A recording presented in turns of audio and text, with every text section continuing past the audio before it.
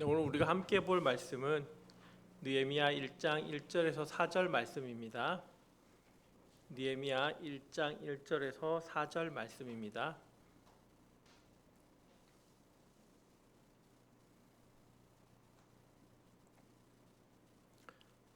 다 찾았으면 한 절씩 교독하겠습니다. 1절입니다. 히스기야의 아들 느헤미야의 말이라. 아닥사스다 왕 제20년 기슬르월에 내가 수상궁에 있는데 내 형제들 가운데 하나니가 두어 사람과 함께 유다에서 내게 이르기로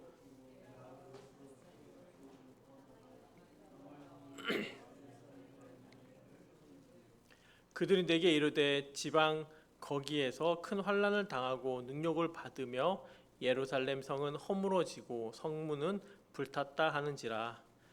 내가 이 말을 듣고 앉아서 울고 수일 동안 슬퍼하며 하나님의 기도하여. 아멘. 무더운 여름 금요기도에 나오신 성도님들을 환영하고 축복합니다. 네, 오늘 함께 볼 느헤미야 말씀인데요. 느헤미야서는 느헤미야의 하나님을 향한 사랑과 하나님을 향한 열정, 그리고 올바른 신앙의 모습이 무엇인지 우리에게 잘 가르쳐주고 있습니다. 그가 어떤 목적과 방향을 가지고 삶을 살았는지 우리들에게 보여줌으로써 오늘 이 땅을 살아가는 우리들이 어떤 목적과 태도로 살아가야 하는지를 잘 보여줍니다. 오늘은 그리스도인으로서 가져야 할 삶의 태도 두 가지를 함께 살펴보도록 하겠습니다. 느헤미야 1장 1절입니다. 우리 다 함께 읽겠습니다. 시작. 히스기야의 아들 느헤미야의 말이라. 아닥사스다 왕 제20년 기슬르월에 내가 수상궁에 있는데. 느헤미야는 페르시아의 아닥사스다 왕이 다스릴 때 왕궁에서 술 맡은 관원으로 일하던 사람입니다. 성도님들, 술 맡은 관원은 어떤 사람일까요? 술 맡은 관원은 왕이 마시는 술을 먼저 먹어보고 또 검사하는 사람입니다. 영화나 사극에서 많이 보셨을 것인데 왕이 먹는 음식, 왕이 이제 먹을 음식을 먼저 먹어보거나 또 술을 먼저 먹어봅니다. 당시에는 왕이 적들로부터 독살되는 경우가 종종 있어서 그리하여서 이런 위협으로부터 왕을 보호하는 아주 중요한 역할을 하는 사람입니다. 우리가 보기에는 단순히 술을 먼저 먹는 사람 정도로 여길지 모르나 그렇지가 않죠. 술 관원은 왕이 가장 신뢰하는 사람입니다. 또 왕과 함께 정치를 논하기도 하고 재정까지도 맡는 사람으로서 아주 중요한 사람이죠. 이것은 무엇을 의미할까요? 느헤미야는 돈과 권력, 명예를 모두 가진 사람입니다. 페르시아 사람도 아닌, 페르시아 사람들이 보기에 이방인인 이스라엘 사람이 높은 관직에 오른다는 것은 엄청난 출세라고 할 수 있습니다. 이런 느헤미야에게 한 가지 소식이 들려오는데 느헤미야 1장 2, 3절 말씀입니다. 우리 한번 다 같이 읽을게요. 시작. 내 형제들 가운데 하나인 하나니가 함께 유다에서 내게 이를 얻기로 내가 그 사로잡힘을 면하고 남아있는 유다와 예루살렘 사람들의 형편을 물은즉 그들이 내게 이르되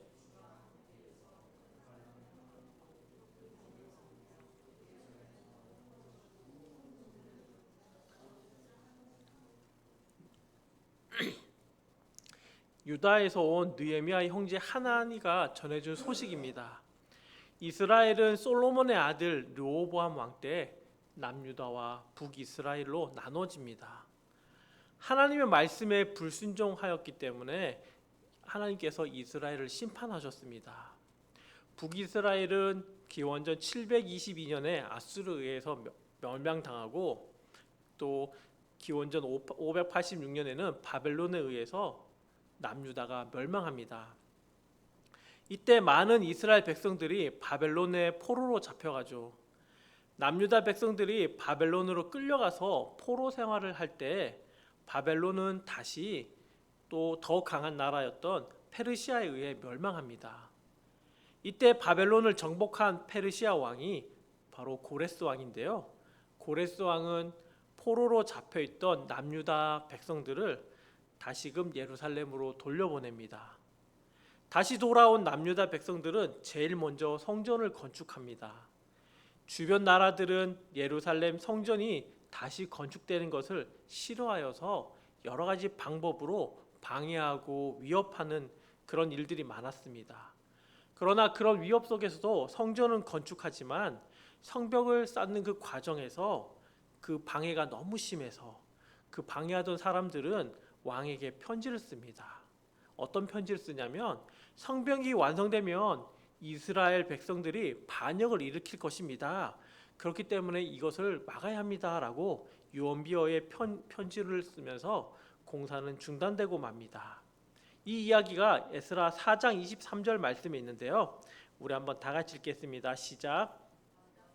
왕의 조서 초본이 르홈과 서기관 심세와 그의 동료 앞에 낭독되매 그들이 예루살렘으로 급히 가서 유다 사람들을 보고 권력으로 억제하여 그 역사를 그치게 하니, 이때 공사를 중단시키러 온 사람들은 많은 그 이스라엘 백성들을 죽이고 또 성을 무너뜨리고 불태웁니다. 오늘 본문 3절에 나오는 그 큰 환난이 바로 이 이야기입니다. 계속해서 4절 말씀을 보겠는데요. 내가 이 말을 듣고 앉아서 울고 수일 동안 슬퍼하며 하늘의 하나님 앞에 금식하며 기도하여. 느헤미야는 예루살렘 성벽이 불타고 많은 사람들이 죽고 고통받는다는 그 소식을 듣고 난 다음에 그냥 넘어가지 않습니다. 바로 그 말을 들은 이후에 수일 동안 슬퍼하였고 하늘의 하나님 앞에 금식하면서 기도합니다. 느헤미야가 무슨 일을 하는 사람이라고 하였죠? 술관원장입니다. 부와 명예, 권력을 지녔고 궁에서 좋은 옷, 맛있는 음식을 먹으면서 어쩌면 편안하게 그렇게 살 수 있었던 사람입니다. 예루살렘 성을 사람들을 신경 쓰지 않는다면 혼자서는 충분히 멋진 삶을 살 수 있는 그런 사람이죠. 그러나 그는 그렇게 하지 않았습니다. 그리스도인으로서 우리가 가져야 하는 첫 번째 삶의 태도는 천국 시민으로서의 바로 정체성입니다. 느헤미야는 자신이 누구인지를 분명히 알고 있었습니다. 비록 나는 지금 페르시아에 있고 또 페르시아에서 편안하게 살고 있지만 예루살렘에 거주하는 사람들을 직접 만나보지도 못했지만 자신이 이스라엘 백성 또 하나님의 백성임을 분명히 알고 있었습니다. 하나님께서 자신의 조상들을 출애굽시키셔서 광야에서 인도하신 분이시고 우상 숭배와 죄로 인해 심판 속에서도 다시금 회복시켜 주시겠다는 그 약속의 말씀을 분명히 믿고 신뢰하면서 살아가고 있던 사람이 바로 느헤미야입니다. 그리하여서 성벽 재건이 멈추고 황폐화된 예루살렘의 상황을 들은 후에는 그 소식에 무관심하지 않고 남일처럼 그렇게 생각하지 않고 함께 아파하고 하나님께 금식하면서 기도하기 시작합니다. 우리는 아주 바쁜 일상을 살아가고 있습니다. 좀 더 좋은 직장을 또 안정적인 생활을 하기 위해서 무던히도 애를 씁니다. 그리하여 다른 사람의 아픔과 어려움에는 큰 관심과 신경을 쓸 시간도 또 도와줄 여력도 없는 시대에 우리는 어쩌면 살고 있습니다. 세상의 가치는 분명 그것이 맞다고 합니다. 나 자신 혼자만의 성공을 위한 삶이라고 말하면서 매력적이고 우리에게 유혹하면서 분명한 목적도 만족도 없는 그 삶을 우리로 하여금 분주하게 살아가게 하는 것이 현실입니다. 그러나 세상의 기준과는 달리 느헤미야의 모습을 통해 우리는 하나님 나라의 백성으로서 이 땅을 어떻게 살아가야 하는지에 대해서 도전을 주고 있습니다. 우리는 천국 시민권자로서 하늘을 바라보며 이 땅을 살아가는 사람들입니다. 주님께서 우리에게 영원한 생명 주신 것을 믿고 주님을 예배하는 삶, 복음을 전하는 삶을 살아가는 사람들이 되어야 합니다. 나만 문제 없으면 된다가 아니라 주위에 아파하고 어려움에 처한 그들을 위해서 함께 아파하고 진심으로 기도해 주는 우리가 되어야 합니다. 그것이 천국에 소망을 두고 살아가는 우리들의 참된 모습일 것입니다. 그리스도인으로서 우리가 가져야 하는 두 번째 삶의 태도는 하나님이 나의 도움이시라는 그 믿음입니다. 그리고 그 믿음을 가지고 기도하는 삶을 살아야 합니다. 느헤미야는 함께 아파하고 기도하는 모습에서 우리는 한 가지 더 배울 점이 있습니다. 느헤미야는 자신의 정체성이 하나님의 자녀, 하나님의 백성이라는 그 사실을 분명히 알고 있었기 때문에 이 문제의 해결자가 누구신지에도 분명히 알고 있습니다. 자신이 가진 부와 권력, 그것들로 문제를 해결하려고 하지 않습니다. 왕에게 말하면 좀 더 쉽고 편하게 해결할 수도 있었습니다. 그러나 그런 인간적인 방법이 아니라 하나님 앞에 이 문제의 온전한 해결책 되는 하나님 앞에 무릎으로 기도하면서 간구합니다. 느헤미야 1장 5절에서 7절 말씀입니다. 우리 한번 다 같이 읽겠습니다. 시작. 이르되 하늘의 하나님 여호와 크고 두려우신 하나님이여 주를 사랑하고 주의 계명을 지키는 자에게 언약을 지키시며 긍휼을 베푸시는 주여 간구하나이다. 이제 종이 주의 종들인 이스라엘 자손을 위하여 주야로 기도하며 우리 이스라엘 자손이 주께 범죄한 죄들을 자복하오니 주는 귀를 기울이시며 눈을 여시사 종의 기도를 들으시옵소서. 나와 내 아버지의 집이 범죄하여 주를 향하여 크게 악을 행하여 주께서 주의 종 모세에게 명령하신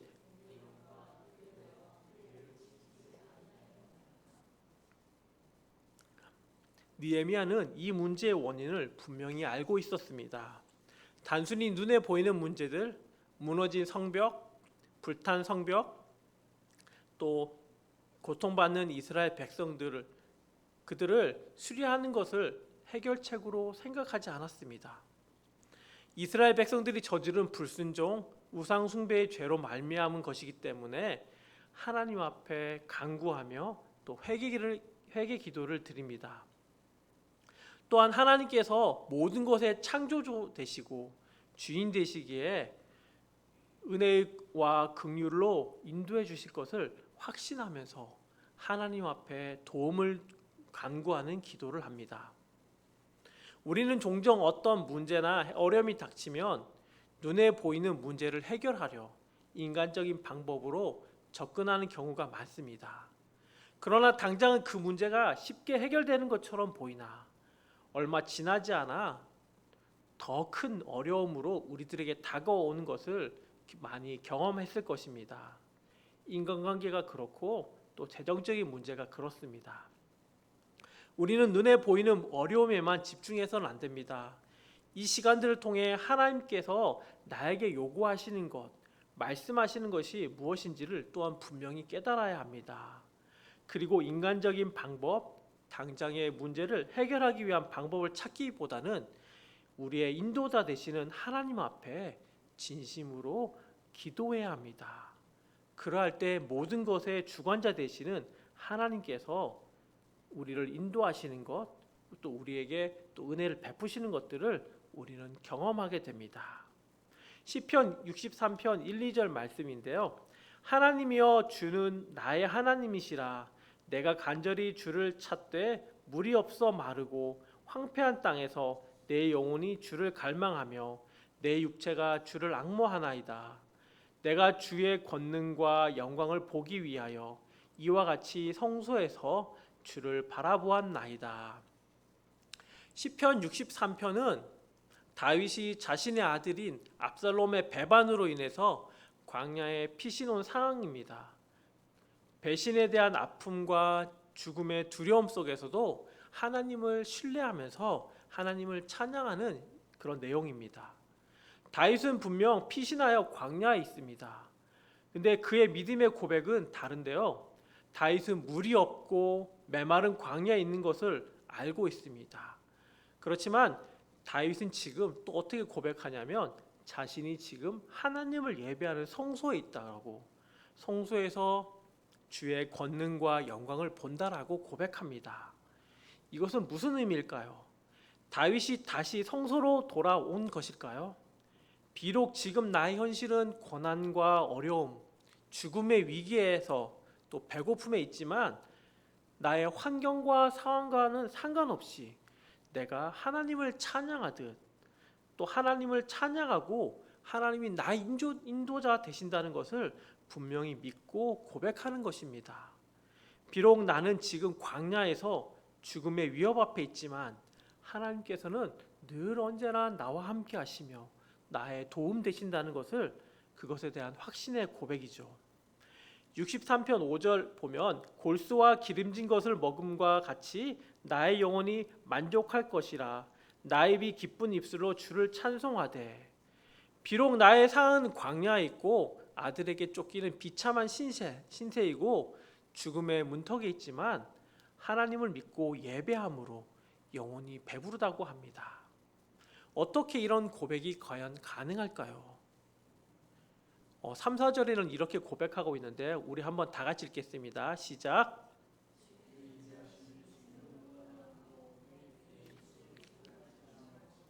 이러므로 나의 평생에 주를 송축하며 주의 이름으로 말미암아 나의 손을 들리이다.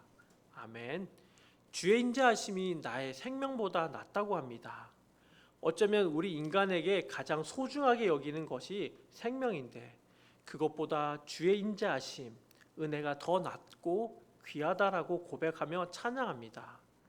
나 입술이 주님을 찬양하고 평생의 주를 송축한다라고 고백합니다. 다윗은 하나님의 은혜를 경험한 사람이죠. 삶 속에서 또 목동의 위협으로부터 자신의 양떼를 보호해 주신 일, 또 왕으로 자기를 세워 주신 일, 전쟁에서 승리케 하신 것뿐만 아니라 삶 속에서 모든 순간마다 함께 하신 하나님, 그 풍성한 하나님을 경험하였습니다. 그리하여서 환경은 중요하지 않고 나와 언제나 함께 하시는 그 하나님 앞에, 또 나를 도우시는 그 하나님 앞에 감사하며 또 하나님 앞에 기도하는, 또 하나님을 예배하는 삶을 살아가는 것이 바로 다윗의 모습입니다. 느헤미야의 모습도 이런 모습과 같습니다. 어떤 환경과 어려움, 그 어려움을 자신의 문제들로 해결하려고 하는 것이 아니라 바로 하나님이 주시는 그 은혜와 하나님의 방법으로 해결해 주실 것에 대한 확신을 가지고 느헤미야는 간절하게 하나님 앞에 간구하며 기도합니다. 인간적인 방법이 아니라 하나님께서 나의 도우심에 대한 그 믿음이 있기 때문에 금식하면서 또 신앙을 고백하는 모습을 우리는 볼 수가 있습니다. 사랑하는 성도님들, 우리는 그리스도인으로서 삶의 태도 두 가지를 보았습니다. 첫째는 천국 시민으로서의 정체성입니다. 이 세상을 살아가면서 나의 외모나 내가 입고 있는 옷, 직업, 권력이 나의 정체성이 되는 것이 아닙니다. 천국 백성으로서 하나님이 나의 구원자 되심을 믿고 감사하는 삶을 살아가는 것이 우리에게 필요합니다. 그런 삶의 태도로 주변에 고통받고 어려움 속에 있는 사람들을 사랑으로 돌보고 복음을 전하는 우리 모두의 삶이 되어야겠습니다. 두 번째, 하나님이 나의 도우심을 믿고 간절하게 기도하는 삶이 바로 그리스도인으로서 우리가 가져야 하는 삶의 태도 두 번째입니다. 우리에게 주어진 문제, 어려움들 속에서 하나님을 원망하는 것이 아니라 또 눈에 보이는 문제들을 해결하고자 인간적인 노력만을 하는 것이 아니라 나의 진정한 도움 되시는 하나님을 신뢰하면서 내 삶 속에서는 하나님을 예배하고 그 인도하심에 대한 확신을 가지고 믿음으로 기도하는 우리의 삶이 되어야겠습니다. 우리 모두가 느헤미야가 삶 속에서 보여주었던 그리스도인으로서의 올바른 삶의 태도를 기억하기를 간절히 축원합니다. 또한 그 삶을 살아감으로써 날마다 성숙해가는 우리 모두가 되기를 간절히 소망합니다. 이 시간 우리 함께 들은 말씀을 두고 믿음으로 기도하도록 하겠습니다. 느헤미야를 통해서 그리스도인으로서 우리가 가져야 할 삶의 태도를 보았습니다. 하늘에 소망을 둔 천국 백성으로서의 분명한 정체성을 가지고 살아가게 하시고 우리의 구원자 되신 하나님을 믿음으로 기도하는 우리의 삶이 되게 이 시간 함께 믿음으로 고백하며 기도하겠습니다. 기도하시겠습니다. 사랑하는 하나님, 감사합니다. 하나님, 느헤미야 말씀을 통해서 하나님 그리스도인으로서 우리가 가져야 되는 삶의 태도를 보았습니다.